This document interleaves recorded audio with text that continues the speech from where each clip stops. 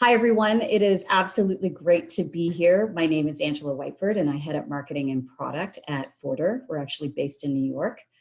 And today's topic is really relevant and pertinent, and I hope over the next 25 minutes, you will gain some insight and some tangible takeaways.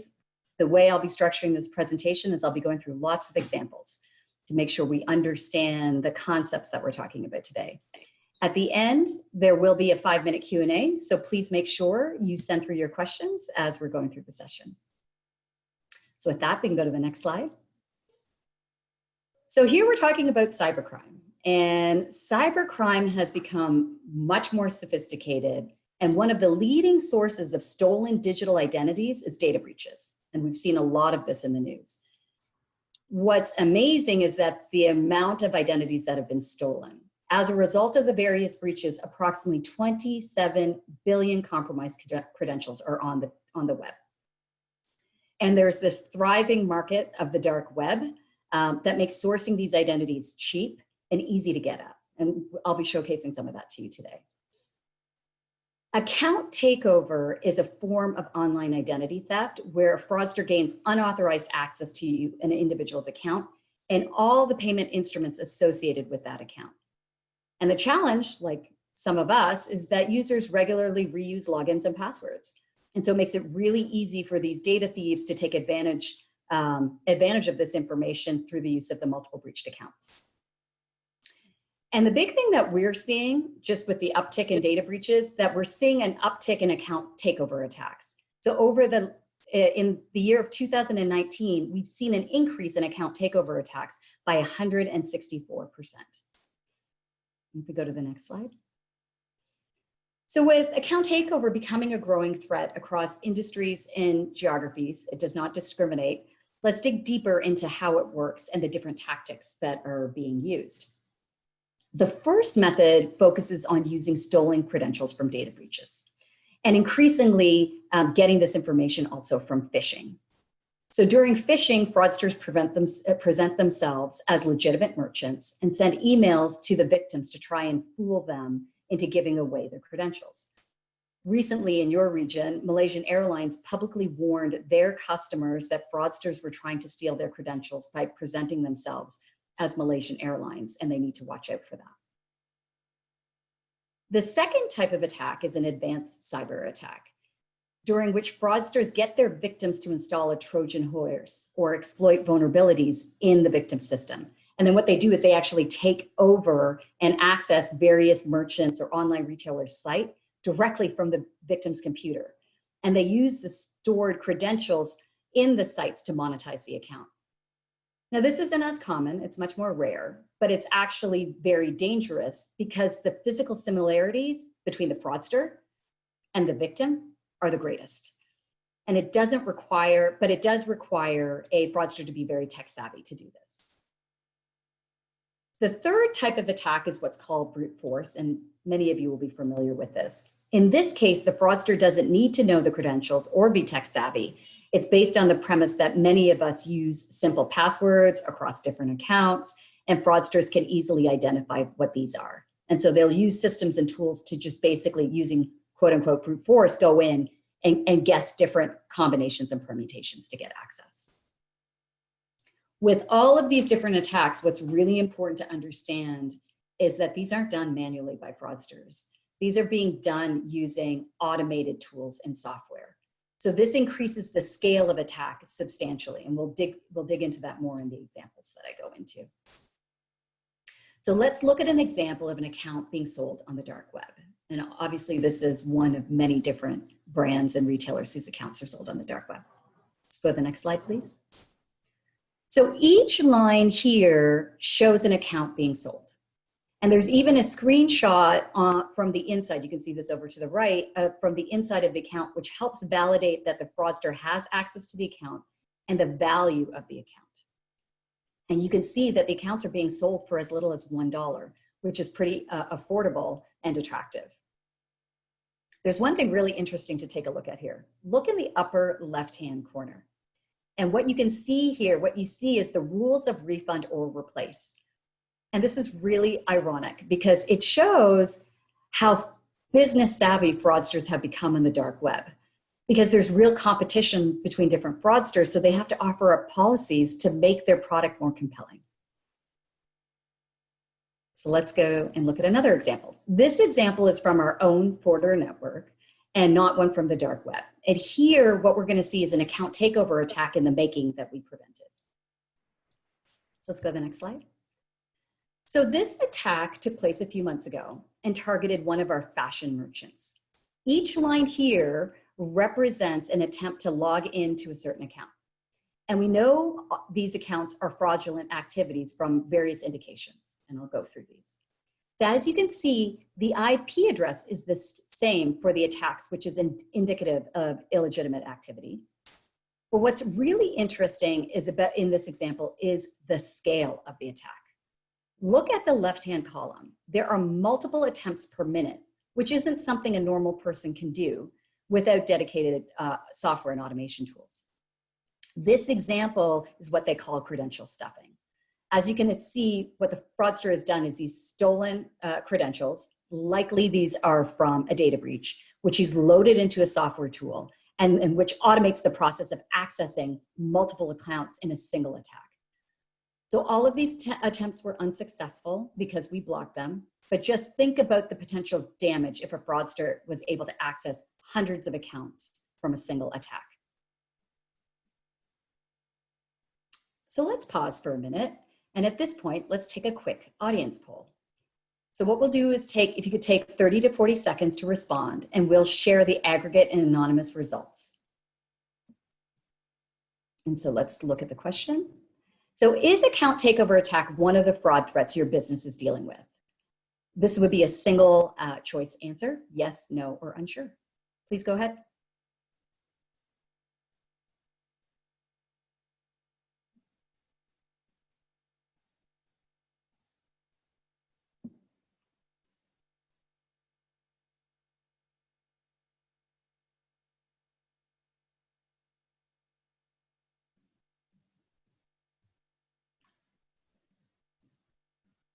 Is there a way for me to see the responses coming in? Perfect. Is the poll still open, or are we still, we're still letting people respond? Okay, I think the poll is closed. So what we can see here is we are seeing a significant amount of account takeover, with 46% saying yes, 30% saying no, and 25% saying unsure. So hopefully this information will be informative for you as you can identify if this is an issue for you. So let's go on to the next slide, please. So fraudsters aren't just looking to break into your accounts. At the end of the day, they want to make money, right? So let's take a look on how that works. And there's 4 major ways that fraudsters accomplish this. The first one is that they use the victim's credit card or other stored payment instruments. The second is that they add stolen credit card information to real accounts that fraudsters have broken into. The third is that they actually sell the victim's account if there's intrinsic value to the account. So like a gaming subscription or a video streaming subscription. And then the last one is transferring or redeeming loyalty points in that are stored in an account. It's actually a form of laundering. So let's go through some real examples here to show how this monetization works in action. So this is a gaming example within Forder's network, and every row represents historical transactions that took place. And you can see here that 3 transactions are a year old and are legitimate. And then there's 1 new transaction that's 26 days old and is actually fraudulent. So we know it's fraudulent because of the multiple indicators. One is the connection type is proxy in this last attempt, but it was legitimate in the previous attempts. 2, you can see that the billing details are the same for all 4 transactions, including the latest transaction. And this is a strong indication that the fraudster has used the already saved payment instrument in the account. This is one of the most obvious ways to monetize an account, as a fraudster doesn't need to make any additional efforts other than accessing the account. Next slide, please.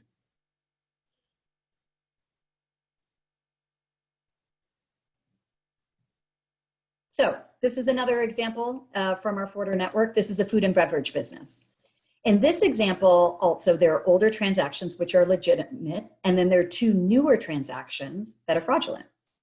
Here, the billing details are dramatically different between the older and the newer transactions. The older transactions all have the same billing address and credit card, while the 2 newer transactions have different credit cards and different billing addresses. In this case, the fraudsters basically added 2 unrelated credit cards to a legitimate account trying to purchase goods. And in this case, the fraudster uses the account basically as a platform to attack other credit card owners. This is a really stealthy way to monetize an account, as a legitimate owner may never notice or any alarms would be raised because their credit card has not been used for these transactions. And so it's hard to identify the suspicious activity. Let's look at another example. Next slide, please.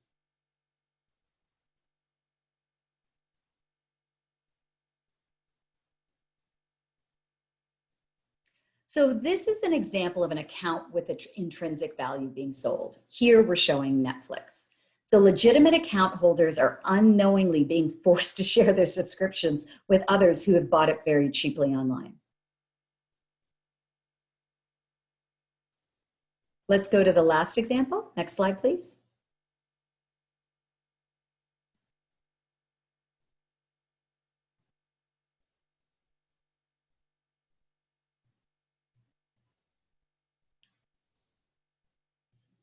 So in this last example, finally, what we're showing here is an example of loyalty points fraud. This account is offered for sale on the dark web, and it specifically mentions the number of loyalty points that are available in the account. Fraudsters love these accounts. Fraudsters look for accounts with loyalty points that can be redeemed either for a product or for cash. And some companies have been putting out programs where they do gift cards, which also makes it very easy. So you can buy gift cards with loyalty points. So very quick and easy to monetize. So this is very lucrative for them, and it's a very stealthy way for them to monetize because they don't need payment methods to be added to the account. And most people, I don't know how many of you, how often are you looking at your loyalty points, and how many times are you checking that account to know if something's happened or points have been stolen? So this is an up and coming example of fraud that's happening right now with loyalty point program fraud. So let's hit another poll. Let's take another quick audience poll. Please take 30 to 40 seconds to respond, and we'll share the aggregated and anonymous results just like we did in the previous poll. And so here we're asking, which of these types of account attacks has your business faced? And this can be a multiple choice answer, so you can select more than one response. Using victims' credit cards or other stored payment instruments, adding stolen credit cards to real accounts, selling the victim's account information, or transferring or redeeming loyalty points. Let's go ahead, please.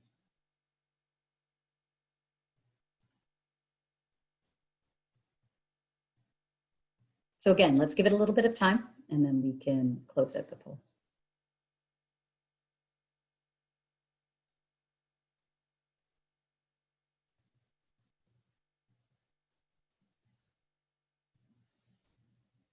Okay, what do we see here? Wow. So this is not surprising. There's a really nice mix of the different types of attacks folks are seeing.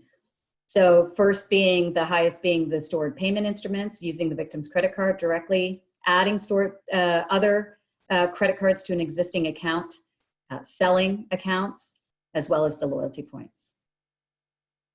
Let's move on to the next slide. So what's the business impact of this? What is the business impact of account takeovers? The most obvious one is, of course, chargebacks. And this is dangerous. The situation is dangerous because online retailers are approving transactions from known accounts which typically have a good purchase history. So it's easy to approve them and not recognize that there's fraudulent activity going on. Other negative impacts are, a big one is tarnished reputation from breached accounts, as an example. We've seen a lot of this in the media, and this can turn into quite a dangerous situation from a PR standpoint. Another issue is just operational costs in terms of understanding and monitoring these accounts, operational costs incurred in terms of dealing with the chargebacks or customer service calls or chargeback claims. So there's overhead and costs associated with that. Finally, this one we've seen with a lot of our merchants as well, is that they actually start limiting the offerings that are prone to account takeover attacks. A great example is loyalty program fraud. So something like loyalty programs that are great in terms of differentiating yourselves and helping competing with different merchants on the market are also a high target for fraudsters. So they've pulled back on the offers that they make from a loyalty standpoint. We've had customers, for example, that have taken away the gift card program because those have been high targets for fraudsters. But what this also means is lost revenue for the retailers if they can't offer these differentiated services. So let's go to the next slide and take a look at how are people dealing with account takeover today. So currently merchants are using a variety of tactics, and unfortunately these tactics aren't yielding good results and you're still being attacked. The first approach is multi-factor authentication. And here what happens, and all of us have dealt with this, right? You're sent an email message or a text message or an over the phone OTP to validate the account. So this can be effective in a certain extent, but what this does is it impacts your overall customer experience. You're adding friction to the purchase process, which can lead to cart abandonment. And MFA can be hacked. The second approach is manual reviews. So this is basically individuals, humans, are reviewing the transactions as they come in. So what's the first thing? The challenge with that is it's just not scalable, especially if you're a digital goods business, how you want an instant response, right? If you're buying an airline ticket or something. So you can't afford the time for a manual review. It's expensive, and it's also prone to human errors. Especially with things like account takeover, it's also reactive. You typically don't know if an account has been hacked into until after it's happened. So the manual review does it, it's really looking for anomalies after it's been attacked, not before it's happening.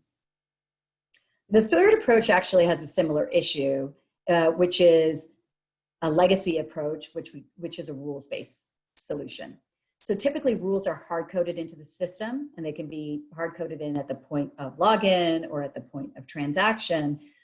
And the challenge with that, again, is rules are typically reactive in nature. You put rules in place because you've been hit or you've been attacked. And fraudsters are smart. They're evolving and they're getting smarter. They're becoming little businesses. They're collaborating. They're using automation tools. They're using machine learning. And so they're constantly evolving, coming up with new ways to attack your business. And so rules will not help. But what does hurt you is that you have to manage all these rules.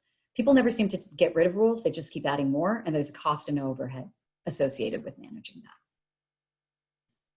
So if we go to the next slide.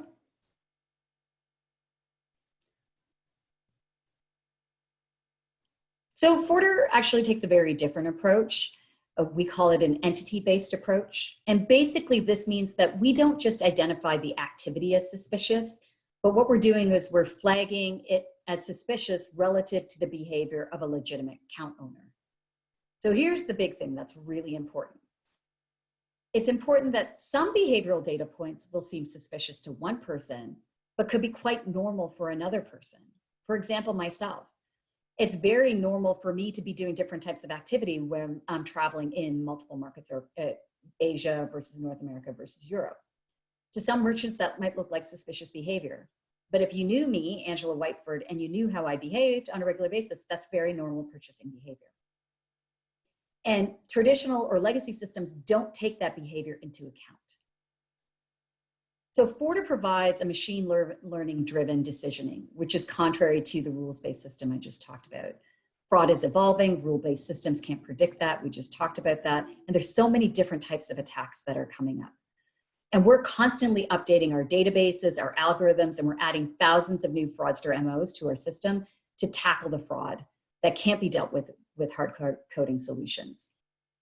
The other piece that's really important is this concept of multi-point decisioning. Unlike other solutions out there, we offer decisioning not just at login or not just at the point of purchase, but at both. And we monitor all types of activities. Is somebody trying to add in a different credit card? Are they trying to change their billing address? Is there something suspicious like a brute force attack? And we're able to identify those different things and block them at that very point. It's really important when you think about fraud prevention, you have to think about protecting the different touch points in the customer journey. And that's something that we focused on and is very unique to our platform. If we go to the next slide, please. So to keep up with the evolving world and the evolving world of fraud, and also the evolving world of commerce, to be honest, right? The new reality has changed substantially for all of us. What's really important, especially when you think about machine learning based platforms, is it's all about data. And you need to make sure that you have a system that is able to access a data network that's aggregating data from multiple merchants, verticals, and geographies, and buyer touch points. And this is where Forter comes in. So Forter, we have a vast network of over 750 million identities. We process over 200 billion transactions annually. And this is what we offer up to our enterprise customers. Because our customers, enterprises, benefit from the knowledge and insights gained from across other enterprises, all in real time. So specifically, what are the things that the network provides? First and foremost, it provides this comprehensive view of fraudulent activities. What do I mean by that?